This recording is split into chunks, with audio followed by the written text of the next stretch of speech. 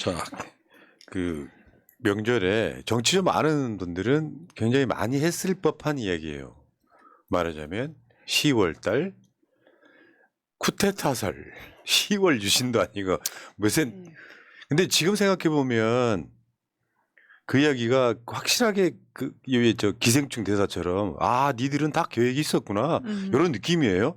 그러니까 여러분들 기억하시겠지만 장성철이 방송 프로그램 나와서 이재명 대표는 10월 달에 사퇴한다. 그때 되게 맥락 없어 했잖아요. 우리는 염두에 없었던 건데 말하자면 이재명 대표를 9월 달에 체포 동의안을 가결시켜서 감옥에 집어넣으면 10월 달쯤에 이재명 대표가 사퇴하고 비대위 체제로 간다. 뭐 이런 시나리오였던 거예요. 저번에 제가 말씀드렸지만 이재명 대표가 만약에 사퇴를 했다면 박광훈이 비대위원장 되는 그 상황이었던 거죠. 맥락이 이렇게 되는구나 싶으니까 소름이 쫙. 그때 그러니까 저 장성철이가 그때 민주당의 그 주요한 인사로부터 들었다는데 그게 비명계였던 것 같아요. 이 사람들 보게. 그때 당시에 저는 방송 나가서 아니면 민주당 지지층들 아니면 이렇게 이재명 대표를 걱정하시는 분들에게 이렇게 말씀드렸어요.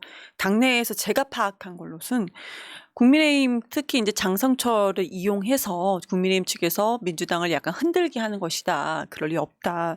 그런데 장성철 라는 분은 방송에 나와서 민주당 주요 인사다. 뭐 다선 의원이라고 했던가요? 약간 이런 식으로 얘기를 했는데 한두 명일 것이다. 그래 봐야 한두 명일 것이다. 우리는 누군지 다 예상되지 않느냐? 제가 내부에서 열심히 파악한 바로는 그랬습니다. 그리고 저 또한 그렇게 믿고 있었고요. 그런데 우리가 시간이 지나고 다시 한번 과거로 돌아가서 하나하나 시점을 파악해 보니까 정말 민주당 내에서 어마어마한 계획을 세우고 있었구나. 물론 우리가 168명 중에 전체는 다 아닙니다. 그렇지만 그래도 상당히 많은 사람들이 이것을 계획하고 있었고 생각했다는 것 자체가 참 소름 돋는 그런 상황입니다. 다시는 이런 일이 일어나지 않아야 하는 거고요. 더욱더 국민들이 우리 또 민주당을 응원해 주시는 분들께서 깨어 있기 때문에 다시는 이런 일이 또 일어나지 않을 것이라고 생각합니다. 예, 저 고민정 최고도요. 8월 달에 방송 나가서 이런 말을 합니다. 이재명 체제로 내년 총선 가을 이후 결정될 듯. 그러니까 이재명 대표를 체포 동의안을 가결시키는 쪽으로 해서 구속시키는 걸로 뜻을 모아갔다는 게 보이는 거예요. 8월 달에 나왔던 저 인터뷰가 그런 것처럼 자기들끼리 그런 게 있었던 거죠. 자기들끼리 모이면 이 체포 동의안 한 번 더 들어오면 뭐 백현동 건, 뭐 쌍방울 대북 송금 건으로 해서 들어오면 구속시킨다. 그러니까 이 사람들은 확실히 갖고 있었던 것 같은 그런 느낌. 그러면서 이제 지금 그 신경민 징계안 지금 여러분 서명 받고 있는데 이런 거죠. 이재명 대표가 이제 부결을 요청했다. 단식하는 와중에 그거를 또 핑계를 잡죠. 저것 때문에 돌아섰다라고. 마찬가지일 거예요. 만약에 가결을 원했다고 하면 또 비슷한 방식으로 논리 만들어갖고 똑같은 얘기를 했을 거예요. 답은 정해져 있었거든. 부결 요청이 가결 쪽에 휘발유를 끼얹은 것이다. 그러니까 이게 본인들은 이런 식으로 뭔가 흐름을 만들어가고 싶었던 것 같은 그런 느낌이죠. 그러니까 시나리오를 쓰려면 사실 개연성이 필요한데 여기에서 비명계 시나리오라고 한다면 가장 중요한 걸 놓쳤다고 생각이 듭니다. 그 가장 중요한 게 고려됐어야 됐던 게 바로 그 민주당 지지자들의 마음인데 맞죠. 이거를 빼고 지금 자기들끼리만 시나리오 쓰다 보니까 이렇게 되면 우리가 정권을 잡을 수 있어. 우리가 공천을 받을 수 있어. 기득권 유지할 수 있어 라고 생각을 했지 77.7%의 지지로 당선된 이재명 대표의 지지자들 이거에 대한 마음을 하나도 고려하지 않았다. 그래서 실패한 시나리오가 된 거죠. 이번에 김종호 의원이 김해죠.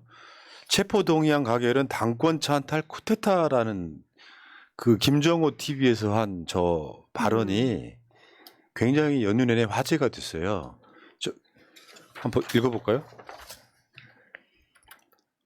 박광훈이 버틴 것은 박광훈 비대위로 가기 위한 것이다. 가결판은 일종의 당권 찬탈을 위한 쿠데타를 감행한 것이다. 이런 거 있죠. 그러니까 이제 가결되고 나서 비상구청에서 박광훈이 비대위원장을 아니죠 원내대표를 안 물러내려고 어마어마하게 버텼다는 거잖아요. 이재명이 이제 구속시키면 내가 비대위원장이다. 그럼 박광훈을 중심으로 해가지고 공천권 갖겠다. 요거를 지금 현역 국회의원 입에서 나온 이야기입니다.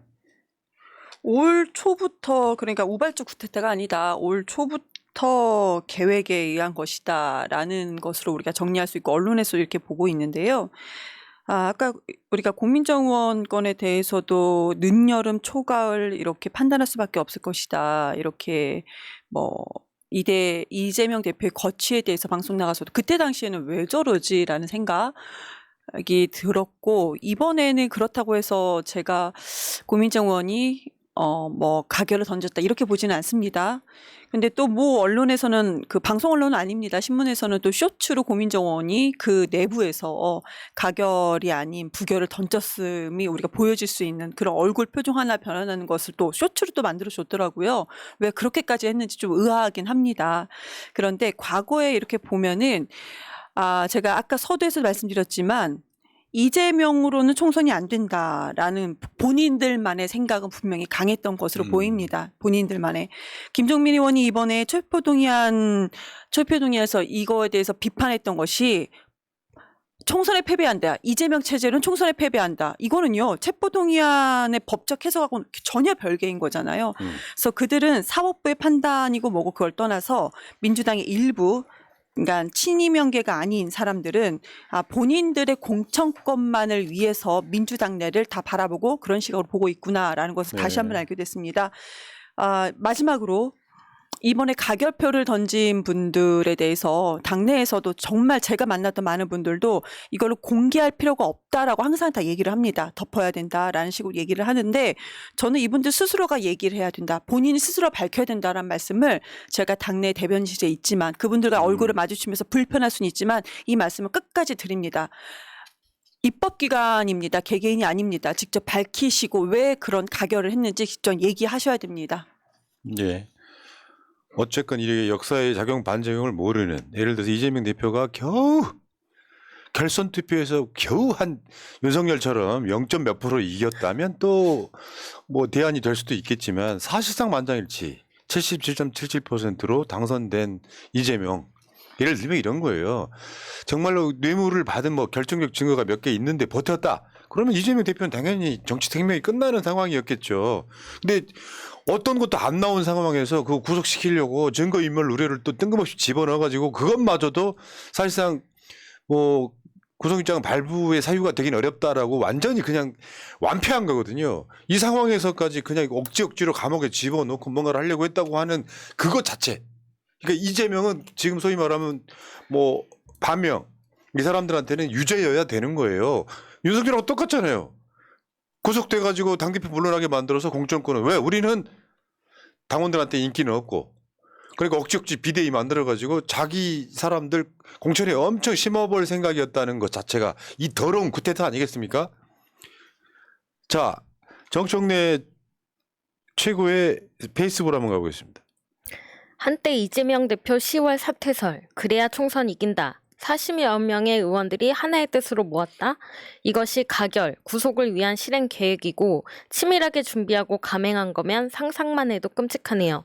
결국 예측 못한 기각으로 쿠데타의 실패인가요? 예, 또 있습니다. 이번에 나온 게 고르면 살이 안 된다. 그러니까 이건 그런 거죠. 이제 좋은 게 좋은 거니까 우리 숫자가 또 이 사람들 다 잘라내고 나면 뭐 몇 명이나 남냐. 그러면서 그냥 덮고 가면 결국엔 살이 안 되고 썩어 문드러져 갖고 계속 똑같은 것이 반복될 가능성이 높다는 거죠. 근데 화들짝 놀라긴 했을 거예요. 그러니까 아마 제가 봤을 때는 한 3분의 2 정도는 다시 이제 반명이 좀 회귀한 느낌이 있고요. 다만 내가 찬성했다라고 노골적으로 당원들을 조롱했던 사람들은 징계를 하는 게 맞죠. 그 5명이든 6명이든. 그냥 그게 정확하게 맞다고 생각을 합니다. 그 말도 안 되는 거고요. 이번에 그 연휴 여론조사 나온 거 하나 있었죠. 리서치 뷰가 한 여론조사.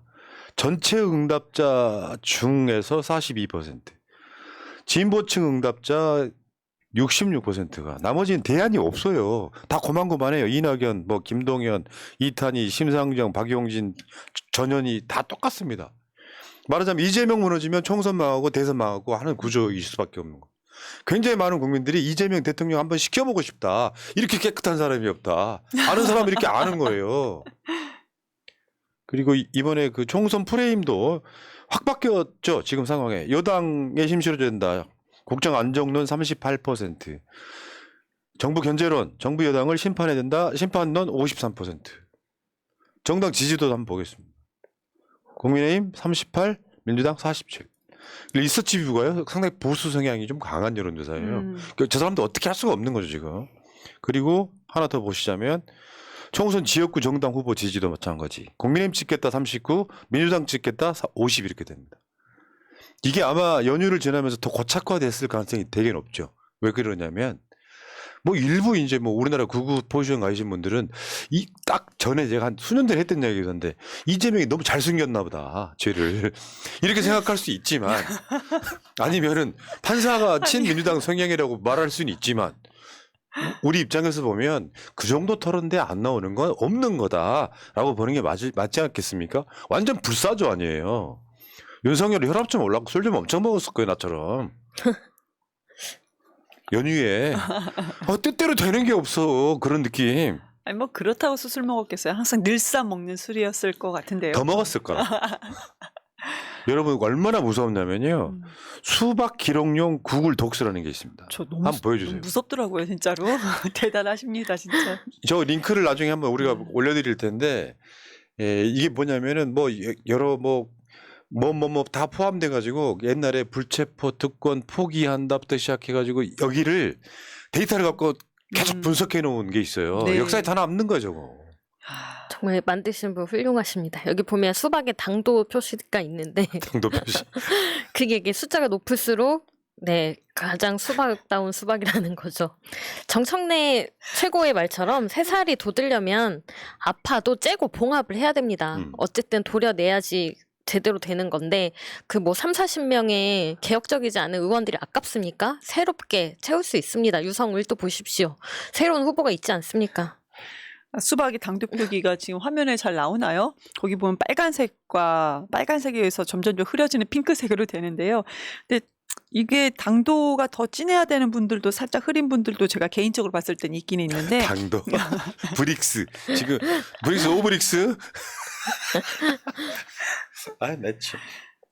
그런데 이제 언론에서 그거 있더라고요. 뭐 그 가결 던졌을 것 같은 예상되는 의원들의 이름을 쭉 나열했는데 봤더니 23명이었습니다. 근데 우리는 가결을 던진 분들이 29명인 거고 기권까지 포함한다고 한다면 우리가 39명입니다. 이렇게 우리 예상될 수 있는 숫자가요. 그리고 이거는 제가 직접 들은 거니까 말씀드릴게요. 대전에서도 촛불 집회 같은 것이 있습니다. 그런데 대전 시당에서 주최로 한 촛불 집회가 한 번 있었는데 일회성 한 번이 있었는데요. 거기에 동구 장철민 의원은 직접 나가서 나는 기권을 하겠다 얘기했습니다. 동구 장철민 의원 같은 경우는 홍영표 의원의 비서관을 했던 분입니다. 그런데 여기에 이름이 올라가 있지 않았다라는 점 그리고 뭐 박영순 의원이나 뭐 같은 비슷할 것 같아요. 이낙연 대표 전 대표가 공항에 도착했을 때 공항까지 마중 나갔던 분이 이제 박영순 의원인데 이런 분들은 어떤 이유에서인지 뭐 여기 이름은 올라가 있지 않았다.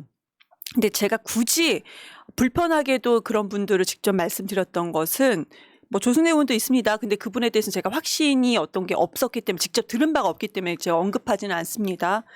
그런데 우리가 이것을 우리 당원들이 찾아내야 되는 이 현실이 참으로 좀 씁쓸합니다. 다시 말씀드립니다. 본인들이 입법기관입니다. 본인들이 직접 밝혀야 된다. 이것까지만 말씀드릴게요. 뒤에는 또 이 말씀 안 드릴게요. 네. 그러니까 지금 쿠데타한 그 사람들이 이재명 대표가 죄가 있는 걸로 믿은 사람도 일부 있을 거고 죄가 이 정도 하면 죄가 있는 거겠죠. 있을 거고 가장 사악한 건요. 죄가 없는 걸 알면서도 가결시켜버리는 거죠. 구속되라고. 그런 사람들이 민주당에 있다.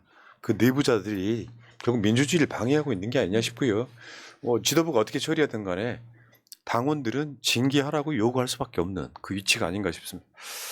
자, 여기까지 하시고. 한 말씀만 더 드리면 판사도 구속 필요성 뭐 소명되지 않았다 많이 얘기했잖아요. 그런데 아무리 1600쪽의 의견서 그리고 140조의 구속영장 청구서라고 한다 하더라도 국회의원들은요 이거 보면은 내용 다 알지 않겠습니까? 내용을 뻔히 알았을 겁니다. 그런데 그럼에도 불구하고 본인들이 이제 가결을 던졌다는 것은 본인들의 총선만을 위해서 진짜 국민을 위해서 일하려는 자세가 아니고 총선만을 위해서 욕심을 너무나 심하게 부렸다 말씀드립니다. 알겠습니다. 지리사님, 이경님 힘내세요. 하트 7개요. 7개요? 네. 7개요. 행운의 숫자 감사합니다. 7개인가 봅니다. 감사합니다. 정영애님 복직고에 오신 것을 환영합니다. 리틀 DJ님 감사합니다. 다음 주제로 가겠습니다.